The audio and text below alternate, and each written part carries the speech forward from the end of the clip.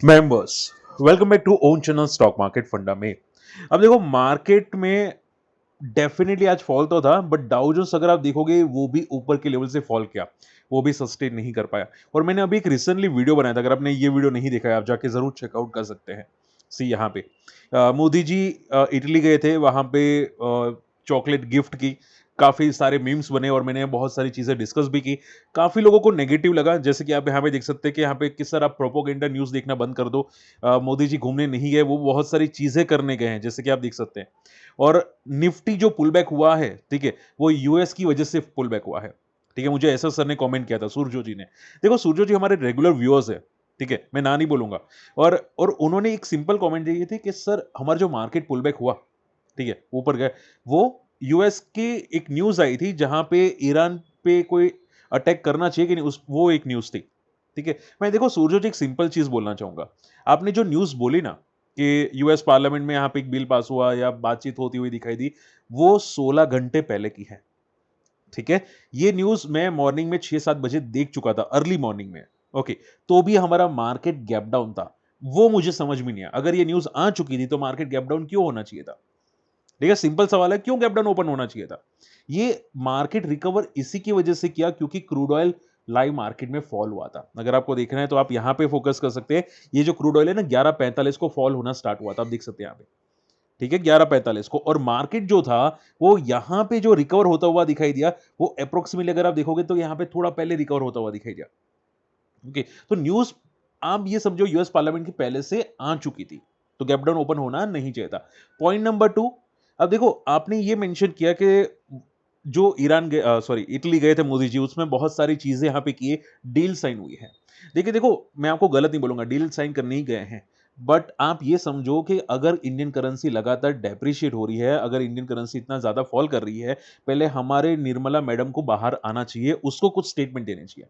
और इवन अगर आप चैट जीपीटी को भी पूछो ना कि भाई करेंसी इतनी फॉल कर रही है, उसका सॉल्यूशन क्या है, बेस्ट आंसर दो, तो निर्मला जी भी इसका सॉल्यूशन निकाल सकती है। ठीक है, कि क्रूड ऑयल पे इंपोर्ट कम करो और फॉरेन इन्वेस्टर जो स्टॉक बेच रहे, गोल्ड बॉन्ड बेच रहे, उसको कम करो।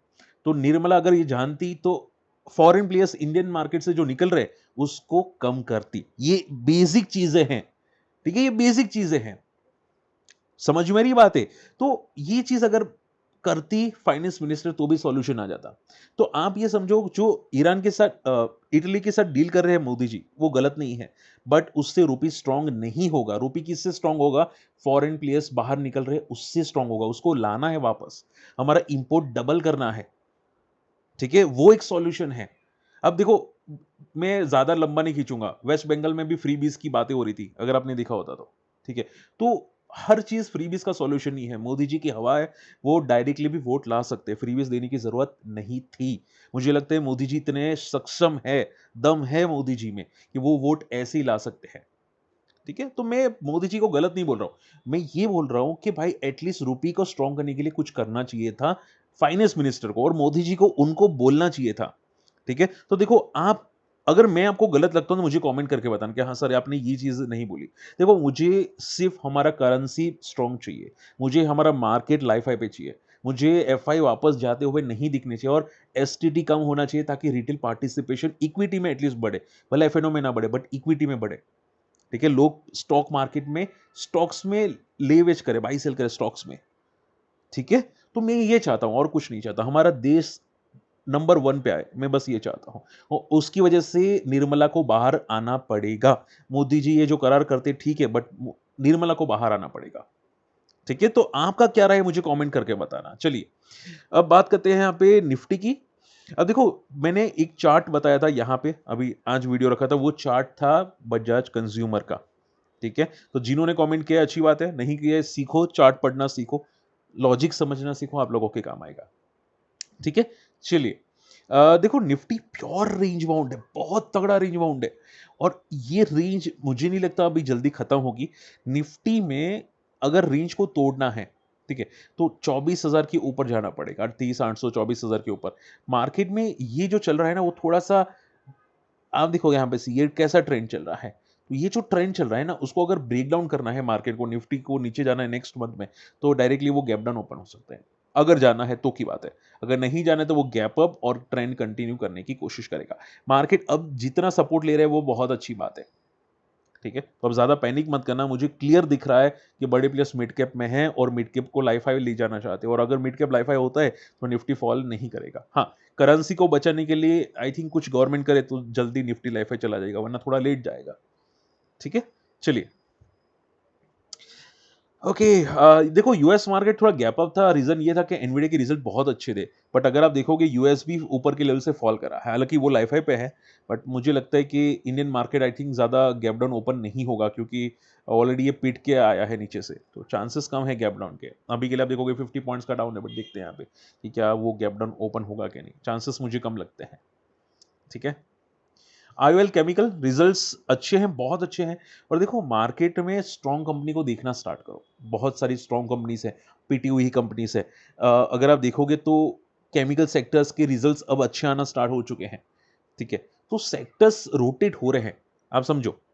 तो आपको हमेशा बॉटम फिशिंग एक बार देखनी चाहिए कि कौन कौन से सेक्टर रोटेट हो रहे हैं, कितने साल से नीचे पड़ा है। अगर आप देखोगे ये स्टॉक पिछले 5 साल से नीचे पड़ा है, 5 साल से। One of the hot favourite था काफी लोगों का, ये 5 साल से नीचे अप्रोक्सीमेटली, 4-5 साल से अप्रोक्सीमेट, ठीक है? तो रिजल्ट्स अच्छे आ रहे हैं, देखते क्या ये सस्टेन करेगा कि नहीं। इसका एक ब्रेकआउट लेवल 124 का, जैसे ब्रेकआउट हो जाता है 160 170 का एक रेजिस्टेंस आपको दिखाई देता है। लेंसकार्ट नंबर सीरियसली वीक है। देखो ये कंपनी स्टार्टअप कंपनीज है, ठीक है? स्टार्टअप कंपनीज में हमेशा ग्रोथ आनी चाहिए। मैं इसके रिजल्ट्स को ही देख रहा था अभी के लिए कि यहाँ पे रिजल्ट्स कैसे हैं, ठीक है? तो मैंने इसके रिजल्ट्स को यहाँ पे थोड़ा क्रॉस चेक करने की कोशिश की और मैंने ये देखा कि नंबर्स थोड़े से पता नहीं यहाँ पे डिफरेंट नंबर आ रहे हैं। अगर आप देखोगे तो लास्ट ईयर का इनका जो नंबर है, प्रॉफिट जो आया था, वो 204 करोड़ के आसपास या उसके आसपास नहीं था। तो प्रॉफिट अगर आप देखोगे तो बहुत ही अलग ही था प्रॉफिट। देखो यहाँ पे सब मार्च मंथ के नंबर ही नहीं है प्रॉपरली यहाँ पे, ठीक है? मार्च नंबर ही नहीं है। But for me number slightly weak है, रेवेन्यू काफ़ी अच्छा बड़ा है, तो एवरेज नंबर में इसको बोलूँगा, ठीक है? अब अगर मैं इसकी बात करें जो चार्ट्स की, तो चार्ट्स क्या बता रहे हैं, देखो यहाँ पे सी चार्ट्स क्या बता रहे हैं। ओके, चार्ट्स देखो, चार्ट्स क्या बता रहे हैं, क्लियर कट एक रेंज बाउंड कंसोलिडेशन मोड में है। देखो see strongly range bound consolidation mode में है, ठीक है? बड़े प्लेयर्स का हॉट फेवरेट है, बट मैंने एक चीज आपको सिखाई है कि लिस्टिंग के बाद थोड़ा पॉजिटिव रहता है स्टार्टअप कंपनीज एंड बाद में क्रैश होती है। सो केयरफुल है ना, अभी के लिए कोई ज्यादा पॉजिटिविटी रखने की कोशिश मत करो, पहले चार्ट्स को पढ़ो। चार्ट्स में एक सपोर्ट है 360 का, एक बेस है 400 का, ये दो लेवल टूटने नहीं चाहिए किसी भी हाल में। अगर ये टूटता है अभी तो पैनिक क्रिएट हो जाएगा, ठीक है? तो रिजल्ट एवरेज है, बट थोड़ा सा संभाल के रहना क्योंकि चार्ट्स में पैनिक आ सकते हैं। राधिका ज्वेलर्स नंबर्स बहुत ही घटिया है और मैंने एक्सपेक्टेड ही किया था कि नंबर्स वीक आ सकते हैं, बट देखो कंपनी खराब नहीं है, ठीक है? ऑलरेडी ज़्यादा क्रैश हुआ पड़ा है। अगर मैं मंथली चार्ट भी डिस्कस करूँ यहाँ पे राधिका का, और ज्वेलरी कंपनीज में ऐसा होता रहता है, छोटी ज्वेलरी कंपनीज में प्रॉब्लम आती रहती है। आप देखोगे एक टाइम में 160 का स्टॉक अभी बहुत ज़्यादा पिट चुका है। सपोर्ट है 50 से लेके 40 का बीच में, पहले 80 का था, ब्रेक हो चुका है। अब ये एक बहुत अच्छा बेस है और जैसे कि मैंने आपको बताया था ना कि हमेशा क्वालिटी कंपनीज बॉटम से रिबाउंड करती हैं, जैसे कि आईटी कंपनीज, काफ़ी आईटी कंपनीज बॉटम से रिबाउंड करना स्टार्ट कर चुकी है। वैसे ही बहुत सारी ज्वेलरी कंपनीज अभी बॉटम पे है। हाँ, रिबाउंड करने के लिए टाइम है अभी, बाकी है, क्योंकि ग्लोबल मार्केट में अभी भी गोल्ड सिल्वर बहुत ज़्यादा ऊपर है। जब गोल्ड एंड सिल्वर गिरेंगे ना, ये सभी कंपनी रिबाउंड करेगी तगड़ी वाली, ठीक है? तो अभी के लिए नंबर्स वीक है, पता नहीं क्या मोमेंटम आएगी, ठीक है? बट ऑलरेडी बहुत ज़्यादा पिट चुका है राधिका ज्वेलर्स। अब देखो इंडियन करेंसी को स्ट्रॉन्ग करने के लिए आरबीआई एक स्टेप उठा रही है। अगर आप देखोगे तो यहाँ पे 26 मई को यहाँ पे लिक्विडिटी बूस्ट करने के लिए यहाँ पे आरबीआई का प्लान है $5 बिलियन का, ठीक है? स्वैप ऑक्शन करेगी। अब इसका पता नहीं कितना रिएक्शन आएगा, बट अभी के लिए आप देखोगे यहाँ पे कोई रिएक्शन नहीं है। यूएस आईएनआर के अंदर कोई कोई रिएक्शन नहीं है, ठीक है? और मैं डर रहा हूँ यहाँ पे। आप समझो, देखो इंडियन करेंसी डेप्रिशिएट होती है ना, मुझे मोदी जी से कोई गिला शिकवा नहीं है, आप समझो। बट एक टाइम पे भगवान ना करे ऐसी कोई सिचुएशन आए कि अफ्रीका, आपने देखा होगा ना अफ्रीका, उनकी हालत क्या है, आप लोगों ने देखा है कभी? वहां भी कोई ना कोई रहा होगा, प्रेसिडेंट प्राइम मिनिस्टर कोई ना कोई रहा होगा, ठीक है? तो करेंसी डेप्रिशिएशन कैसी होती है, उसके बाद क्या हालत होती है देश की, आप नहीं जानते मेरे भाई। अगर आप हालत जानते तो पता होता यार, ठीक है? पेट्रोल डीजल महंगे होते हैं ना, मेरे मेरे पापा को कोई फर्क नहीं पड़ता, ठीक है, क्योंकि उनके बच्चे बड़े हो गए हैं, वो कमाते हैं, लेकिन मुझे फ़र्क पड़ता है क्योंकि मेरे को अपने बच्चे को बड़ा करना है। उसकी स्कूल की फ़ी, उसकी ट्यूशन की फ़ीस, उसका पढ़ाना, लिखाना, खाना-पीना हर हर महीने महँगा हो रहा है।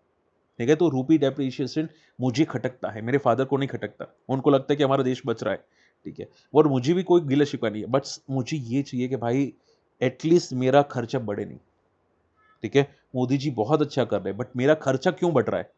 ठीक है? तो इसकी वजह से निर्मला को थोड़ा फ़ोकस करना चाहिए और निर्मला नहीं कर रही है। आप समझो, अगर आपका बेटा बिगड़ रहा है, तो प्रॉब्लम किस पे आएगी? पापा को ही बोलेंगे ना, माँ-बाप को ही बोलेंगे कि आपका माँ-बाप खराब है, कि बेटे को सँभाल नहीं सकते। तो यही सिचुएशन है इंडियन इंडियन मार्केट के अंदर, आप समझो। अगर निर्मला कुछ नहीं कर पा रही, तो किसको बोलेंगे? आप समझ पा रहे हो? अब देखो ये दिल की बात है, मैं मुझे कोई प्रॉब्लम नहीं, बाकी ठीक है, आपको क्या लगता है, मैं क्या बोलूँ अभी? आप कमेंट करके मुझे बताना यार। समन कैपिटल नंबर्स बहुत ही खराब आए हैं। कंपनी फर्स्ट टाइम वापस लॉस में जा चुकी है। लॉस 81 बिलियन का है। अब कंपनी बेच चुकी है, नए प्रमोटर्स आ चुके हैं, बट ये फर्स्ट टाइम नए प्रमोटर्स का लॉसेस है। ठीक है, तो डेफिनिटली नेगेटिव बात है। अगर ये कंपनी प्रॉफिटेबल होती ना, 200 क्रॉस कर जाती, बट अभी लॉसेस है, तो अभी के लिए इसका सपोर्ट है 100 का। आई होप ये ना टूटे, ठीक है। एंड देखते हैं यहाँ पे क्या होता है। नंबर्स डेफिनेटली बहुत खराब आए हैं। Purely turn around bad numbers. I think may be one time कुछ हो तो पता नहीं, बाकी नंबर्स खराब आए हैं। ओके, सोमवार मदरसन सुमी के नंबर्स अच्छे हैं, बट वो डिटेल में डिस्कस नहीं करेंगे। ओके, आज देखो कोई चार्ट नहीं है, मुझे ये चार्ट थोड़ा स्टडी करो, प्रॉपर मुझे बताना, ठीक है। ओके, काफ़ी लोगों के मोदी जी की वजह से कमेंट्स आना स्टार्ट हो चुके हैं। काफ़ी लोग बोल रहे हैं कि सर निर्मला सीतारमण जी खराब है। मुझे भी पता है, बट क्या करें यार। सर देखो एक बात समझो, सीरियसली ऐसा लगता है कि जो मैं पैसा मेरी बेटी के लिए खर्च कर रहा हूँ ना, उस पे बहुत अच्छी स्कूल आ सकती थी, ठीक है? गवर्नमेंट अगर अच्छी स्कूल करती तो भी मुझे ऐसा लगता कि नहीं, मेरा पैसा सही जा रहा है, ठीक है? मैं आपको बोलूँ ना, मेरे सीरियसली मैं आपको बोलूँ तो मेरा लास्ट ईयर जो मैंने टैक्स भरा था ना, ठीक है? वो करीब-करीब 5 लाख का था। सोचो, 5 लाख का मैं टैक्स भर रहा हूँ, ना मुझे मेरा रूपी स्ट्रॉन्ग हो रहा है इंडियन में, ना स्कूल अच्छी मिल रही है, ना हॉस्पिटल अच्छे मिल रहे हैं, और मतलब मुझे सिर्फ़ उतना ही चाहिए भाई कि एटलीस्ट मेरी फैमिली भी सिक्योर है यार, ठीक है? मतलब क्या मैं बोल सकता हूँ यार। एनीवे, मुझे कोई प्रॉब्लम नहीं है किसी से यार।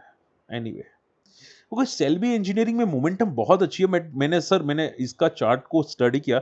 Definitely it's a big bull, but on a monthly chart. Daily chart में मुझे बिग बुल नहीं लगता, क्योंकि वॉल्यूम बहुत ड्राई है शेल्बी इंजीनियरिंग के अंदर, ठीक है। ये डेली में थोड़े वॉल्यूम ड्राई है। अब हुआ क्या है कि ये थोड़ा अगर वर्टिकल जा रहा है ना, तो ऊपर एक रेजिस्टेंस दिख सकता है। तो ये समझो कि इसको वर्टिकल कभी देखना रिस्की हो सकता है, क्योंकि सपोर्ट बहुत अच्छे लेता है। तो मुझे लगता है कि जब भी वर्टिकल जाता है, सपोर्ट लेने के लिए आएगा नीचे। जैसे कि मान लो यहाँ पे ब्रेकआउट हुआ, यहाँ पे, ठीक है, तो ऊपर गया, बाद में वापस नीचे आने की कोशिश की। तो थोड़ा कॉशियस रहना पड़ेगा। शेल्बी दम वाला है, बट वर्टिकल है थोड़ा। ओके, एरोफ्लेक्स मुझे किसी ने पूछा था। ओके, देखो एरोफ्लेक्स भी बहुत अच्छी मूव कर रहा है। मुझे डेली चार्ट पे बिग बुल लगता है, और देखो मैंने बिग बुल की बात की थी, आज हो नहीं पाया। मैं सोचूंगा कि कल आज जो मैं डेली वीडियो रख रहा हूँ ना, उसको रख छोड़ के बिग बुल का रख दूँ, तो कल मैं ट्राई करूंगा कि एक बिग बुल आ जाएगा, ठीक है। मैं भी प्रिपेयर ही करूँ, बट ये क्या न्यूज़ आई थी तो मुझे बताना ज़रूरी था। बट एनीवे, आई थिंक शायद न्यूज़ पसंद नहीं आई, पता नहीं। एनीवे, एरोफ्लेक्स में डेली चार्ट में बिग बुल है, मुझे दिख रहा है, बट मंथली चार्ट में एकदम रेंज बाउंड है, ठीक है, प्योरली रेंज बाउंड है। रिजल्ट्स आई थिंक ऑलरेडी आ चुके हैं, अगर मैं गलत नहीं हूं तो। यस, रिजल्ट्स आ चुके हैं, और बहुत स्ट्रॉन्ग रिजल्ट्स। सो एक चीज ध्यान में रखो, इसका डेली चार्ट को स्टडी करो कि क्या किया, मोमेंटम सस्टेन कर रहा है कि नहीं, क्या इसने 240 260 को ब्रेक किया कि नहीं। अगर ब्रेक किया होगा तो ये बहुत अच्छे सिग्नल्स होंगे, ठीक है, क्योंकि दम है बंदे में, और रिजल्ट्स बहुत अच्छे आ रहे हैं। और ये one of the best ever sector होता है, इंडस्ट्रियल मशीनरी बहुत फाड़ो सेक्टर होता है, इसमें पैनिक ही नहीं होता, सेक्टर में पैनिक नहीं होता। हाँ, कंपनी में इनकी हमेशा याद रखो, कंपनी में आपको देखना चाहिए डेट है कि नहीं, बाकी ऐसा सेक्टर जनरली खराब नहीं होता। और ये तो कंपनी की बैलेंस शीट बहुत फाड़ू है भाई, अनबिलीवेबल। तो आई डोंट थिंक पैनिक की सिचुएशन है। Aeroflex is like Polycab type. Okay, last not the least, TD Power. TD Power भी सेम पैटर्न फॉलो कर रहा है, big bull pattern. I think काफी लोगों को पता चल चुकी है बिग बुल पैटर्न, और काफी लोग सीख रहे हैं, ठीक है। रिजल्ट्स आने के बाद स्प्लिट हुआ था, थोड़ा फॉल किया, बट मुझे लगता है ये सपोर्ट लेने गया है, ठीक है। ये बिग बुल पैटर्न फॉलो कर रहा है, और आप देखोगे यहाँ पे बहुत अच्छी पैटर्न बन रही है, सपोर्ट ले रहा है, और एक ब्रेकआउट दिख रहा है यहाँ पे 800 के अबव, ठीक है, सेक्टर भी बहुत तोड़ू-फोड़ू है। आई थिंक ये पैटर्न बहुत ईज़िली फॉलो करें। मैं इसमें देख रहा हूँ कि क्या डेली चार्ट पे 20 डेमा को टेस्ट करके पुल बैक करेगा? मैं बस वो देख रहा हूँ। तो मुझे लगता है कि पुल बैक के आने के चांसेस है, तो मैं स्टडी कर रहा हूँ इसको भी। ठीक है, बट आई थिंक कल मैं बिल्कुल आपको प्रॉपर एक वीडियो बना दूँगा। ठीक है? चलिए, होप आज का वीडियो पसंद आया। फ्री टेलीग्राम चैनल को जॉइन करना मत भूलिएगा और अगर मेरी बात गलत लगी तो भाई माफ़ कर देना। मैं ट्राई करता हूँ थोड़ा समझाने की, कभी-कभी निकल जाता है बट एनीवे, ठीक है? चलिए, होप आज का वीडियो पसंद आया। बाकी आपकी क्या राय बनती है मुझे कमेंट करना। मिलते हैं अगले वीडियो में। बाय।